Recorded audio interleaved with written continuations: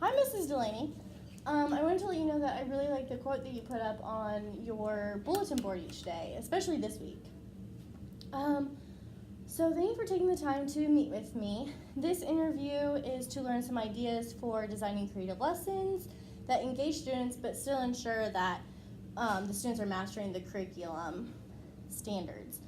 This interview will be shared with my professor at Hannibal LaGrange University on YouTube. Do I have your permission to share this video as well as upload it to YouTube and make it public? Sure. Okay, great. So this collaboration should take about 5 minutes. Does that time work for you? That's fine. Okay. So do you mind if I take notes to use them on designing my lesson plans to look Go for back it. on later? Okay. So the first thing is I would like to know the process you use when designing your lesson plans. So I went through all the standards and I separated them into units. Yeah. And then each unit, we pretty much, we do lessons in the units.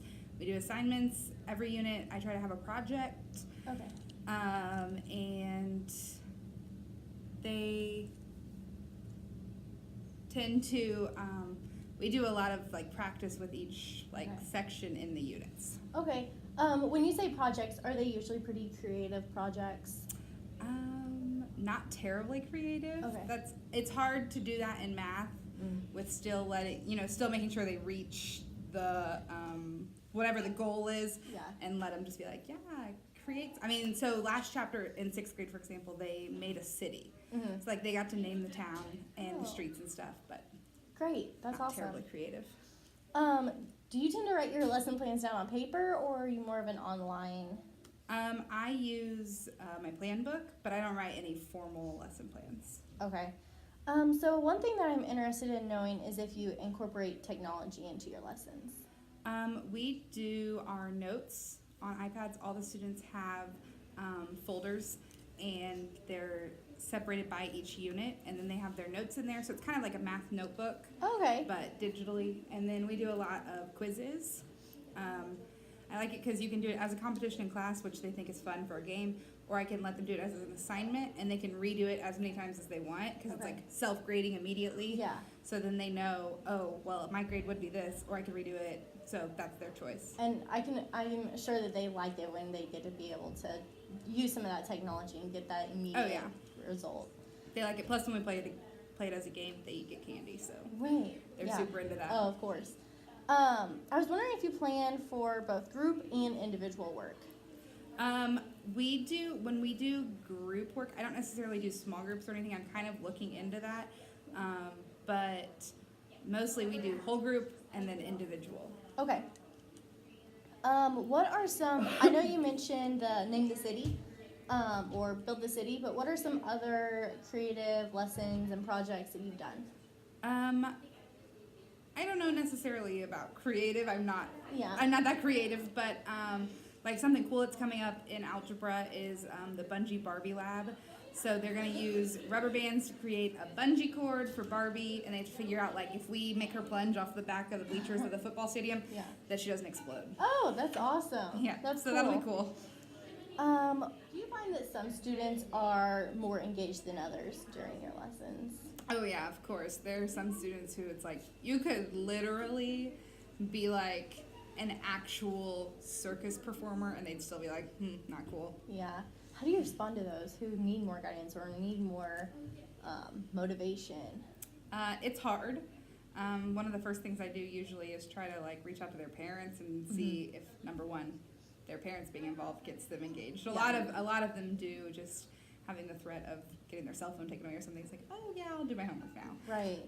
But second, I just stay after them. Mm-hmm. I don't know. It's different for every kid. So. Is there a certain point when you're like, okay, it's time to engage the parents? I usually do if I'm seeing like a pattern of missing work or a pattern of messing around in class or just anything that's like, this is not really ideal. Okay, great.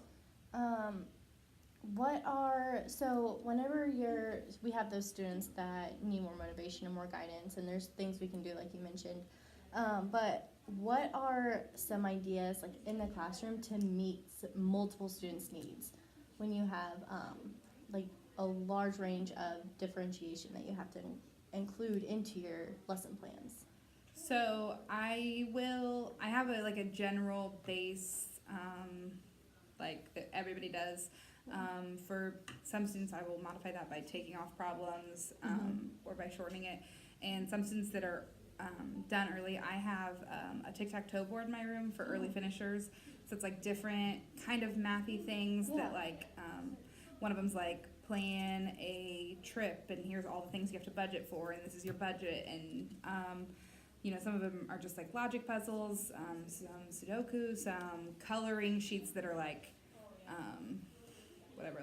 really detailed. I can't think of the name right now. There's one where it's like you are a map designer and you want to make a map of South America, but you want it to cost the least amount and these paints cost this amount, so they have to like kind of figure out what combination makes the cheapest. So I just encourage them to do that a lot to build their critical thinking skills. Where do you get some of those resources from? Do you create them all yourself? Oh, no. I type into, the coloring sheets, I just have a book and I just, copy those. I have a book that's like brain games. Those have like number puzzles. I have a book of logic puzzles. Sometimes I type those up. There's tons of stuff if you type in on Pinterest, like middle school early finishers. There's tons of stuff for them to do. So I change my board out every quarter. Oh, okay. Do you have, I'm wondering, do you have quite a few students that take advantage of that? Oh, yeah. Because they get, if they complete a 3 in a row to make a tic-tac-toe, they get 20 bonus points. So oh, wow. They're really into it. Yeah, that's awesome. Okay. Moving on from after you had designed the lesson plan and implemented it, I'm curious to know about your evaluation process. So, how do you do your evaluation process? So I do, while they're doing notes, since they're doing it on their iPad, we will work a problem together, and then I'll give them one, and I watch all their screens on Apple Classroom, and as they're working on them, I say, oh, yep, you got it, oh, yeah, you got it, oh, hey, look, you made a multiplication error, oh, hey, look, you need to do this, and that way, I can see all of them at once. I'm not just, standing at one desk, I could still stand by a student and help that specific student who needs more help, but I'm able to check on the other ones or see when, they're making little errors, so that's kind of, my daily check. And then overall we have a quiz halfway through every unit, and then we have a test at the end of the units, and my tests are standard paper pencil. Okay.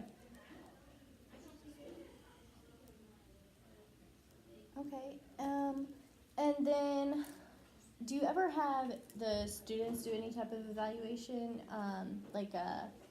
evaluate a lesson and about how much they liked it or anything like that?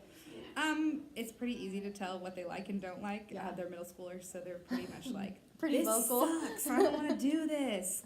And if they like it, they're like, wow, this was so fun today. You're so cool. Right. So it's pretty easy to tell whether it was successful or not successful. Okay, perfect. Well, thank you so much for taking the time out of your playing period to come and work with me. I just want to make sure that some of this information is correct. So you usually do your lesson plans on your lesson plan book, but you don't have anything that you have to stick to because you're able to move around if needed. You do use technology, but one of the big things you do is that math notebook, as well as your tic-tac-toe board for those early finishers. And you said Pinterest has some good options for those, Oh, right? yeah.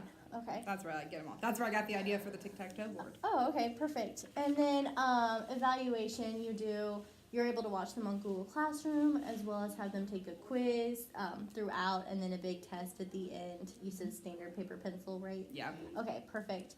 I would really like to focus on some of the new ideas you've given me and use them for the next unit after this quarter. Would it be okay if we met October 18th or 19th? Sure. Okay. Does third hour work for you? Sounds good. Okay. Also, just wanted to re-clarify that this interview will be posted on YouTube and listed as public for my collaboration course at Hannibal LaGrange University. Sounds good. Okay. Thank you so much for your time. You're welcome.